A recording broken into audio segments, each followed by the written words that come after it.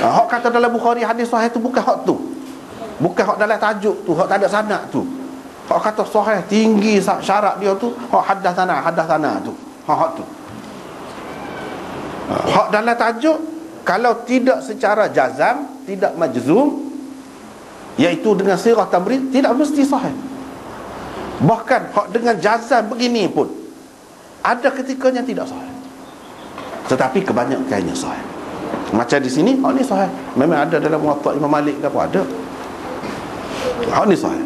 Dan hak sahih tu boleh dibuat sebagai landasan hukum, boleh menentukan hukum. Misalnya kita nak pakai adat, tak saya pakai tamyiz. Mana dalil? Ni dalil. Boleh buat dalil. Kalau tidak sahih, tak boleh buat dalil. Tak boleh buat dalil untuk hukum. Untuk beramal tidak sahih ni, misalnya doa, tidak sahih. Boleh kita berdoa dengar tu, tak apa. Nak guna tu tak apa. Doa saja. Dan makna dia pun tidak salah, tidak bercanggah dengan orang lain, tak apa. Tapi kalau nak buat hukum, tak boleh. Ni masalah hukum ni. Nak menentukan adat tukar yang jadi penentu atau tamyiz, Imam Bukhari guna dua ni. Kedua-dua ni sahih kau tidak dulu? Jawabnya sahih. Lepas tu dia tidak sebut. Itu cara dia lah. Dia tidak sebut. Itu secara halus. Maksudnya perempuan-perempuan dulu tak nak buat lagu ni. Perempuan kemudian mari nak buat. Bila tengah malam, satunya ya dia tegur, ya dia tak suka dengan perempuan-perempuan hak pergi jumpa dengan dia lagu tu keadaannya. Sebab apa? Zaman dulu dia bukan lampu cerah seperti kita zaman sekarang ni. Pelita ayam gitu je. Dalam keadaan baru bangun tidur, misalnya kita kata kemama, bangun lepas tu pelita pun tidak terang, boleh jadi hak sebenarnya masih lagi tidak putih lagi. Dia kata putih dah, yang ni sudah suci dah, lepas tu dia terus semaya. Bermakna dia semaya dalam keadaan dia tu masih berhaid. Tak boleh lagu tu. Jadi susah warga dia ni. Tak ada perlu susah. Siapa bangun tengah malam, susah tu. Ni tengah malam. Kalau di awal malam kita sudah tengok. Ni masa Isya lah kita kata. Awal-awal Isya kita tengok tak ada. Kita tengok tak ada lagi hak putih tu. Suci tu tak ada. Bahkan ada warna lagi. Buatlah tengah malam tu tak usah cara. Walaupun waktu Isya tu kan panjang sampai ke subuh, tak perlu. Agama tidak ajar kita menyusah sampai tengah malam bangun beberapa kali. Kalau kena was-was boleh jadi. Sebab dia kata wajib dah ni. Ni masa Isya ada lagi sampai ke subuh kan. Tak perlu. Bila kita sudah tengok di awal tu masih lagi ada, terus gitu tidurlah dengan tenang. Bangun subuh, kalau kita tengok tak ada dah. Tak ada dah. Sembahyang subuh je lah. Sembahyang subuh je lah. Setara tu je mudah. Walaupun ada yang mengatakan kalau lagu saat ni bila subuh tu dia tengok suci, kalau sebelum subuh dia tengok suci, kena sembahyang insya. Kalau masuk subuh dah dia tengok suci, dia bangun tu masuk subuh dah, lagu mana? Dia kena sembahyang subuh, dia kena sembahyang insya. Ada yang mengatakan gitu. Dia kena sembahyang insya tu. Yang ni qada lah dalam waktu subuh tu. Ataupun selepas pada tu kau tak apalah, qada lah. Dia kena qada. Sebab apa? Ada kemungkinan dia suci tu sebelum pada tu. Tetapi yang mengatakan kena qada gini-gini, ada pula ulama lain bantah, dia kata tak ada dalil tu. Qada ni tak ada. Cuma atas dasar pendapat dia kemungkinan suci itu sebelum masuk subuh. Tetapi dia tidak suruh kita ni kan bangun, pisah bangun ke akhir malam ke untuk nak tengok.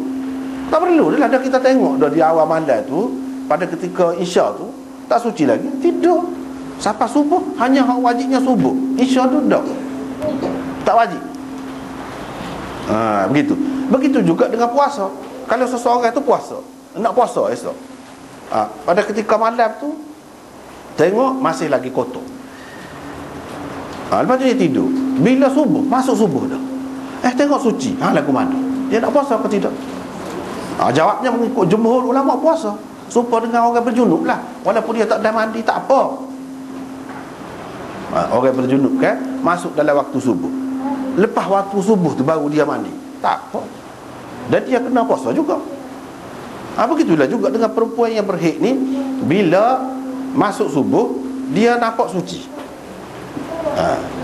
Kalaulah sebelum subuh tu dia sudah jelas dah, dia bangun sekali dengan beramal, duduk nanok misalnya kita kata dah, lepas tu dia tengok suci, tu memanglah tu sebelum subuh ni. Kalau selepas subuh, katakanlah dia bangun, dah moga dia tidak nak sahur ke apa, dia bangun subuh dah, tengok suci, hak mana semayanya subuh, puasa, kena puasa walaupun dia tak ada mandi lagi sebelum, kan? Puasa ni start apabila masuk subuh. Ni sudah selepas subuh dah, masuk dah subuh, dia kena puasa juga. Dia kena puasa juga. Tapi ada juga ulama yang mengatakan puasa tetapi dia kena qada pula. Dia kena qada pula. Al-Auza'i mengatakan begitu, kena qada. Tetapi pendapat dia tu tidak kuat. Hak ramai-ramai kata tak kena qada. Supaya dengan sembahyang tadi tak kena qada. Dia duduk susah tadi, bangun tengah malam tu takut kena qada tadi lah. Sebenarnya apabila kita kata tak nak qada, susah. Ambil hak senang, jalan yang mudah. Jangan menyebabkan jalan hak kita ambil tu menyebabkan kita ni jadi was-was. Susah. Dan anak perempuan Zaid bin Thabit ini nama kan tak ada sebut.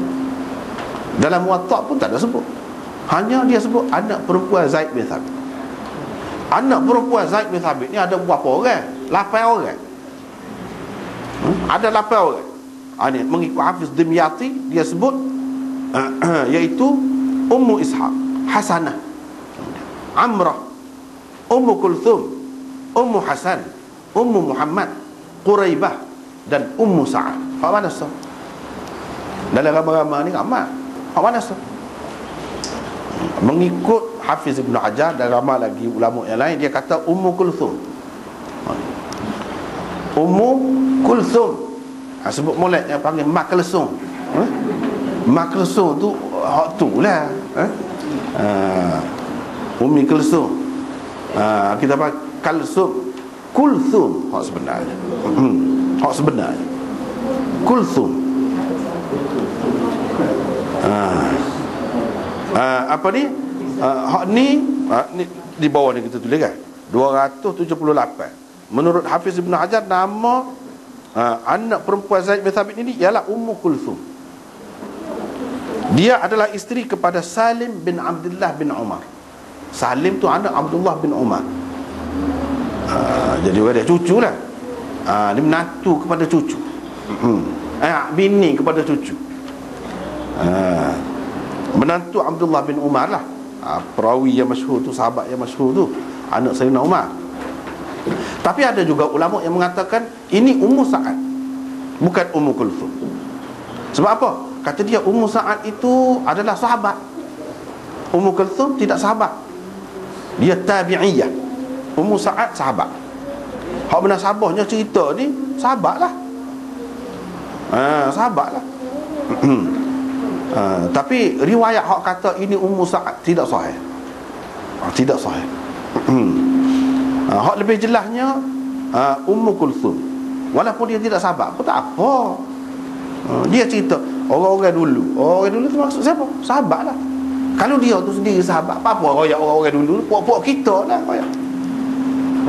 Ni orang dulu, perempuan-perempuan dulu. Maksudnya generasi hak sebelum pada dia. Dia tu bukan generasi tu. Hak benar sahabahnya Ummu Kulthum. Apalagi mengikut ulama-ulama, dia kata di kalangan anak-anak perempuan Zaid bin Thabit ni, hak ada riwayatnya Ummu Kulthum saja. Hak lain tak ada riwayat. Dia meriwayatkan gapo-gapo lah, tak ada. Hak ni, hak ni hak riwayat ni, dia hak ni lah Ummu Kulthum lah. Hak lain tu tak ada riwayat. Macam mana kita nak kata hak lain? Itu dari segi perbahasan ulama lah. Di sini tak apalah, mana-mana pun biarlah. Kita kata dia kata anak perempuan Zaid bin Thabit.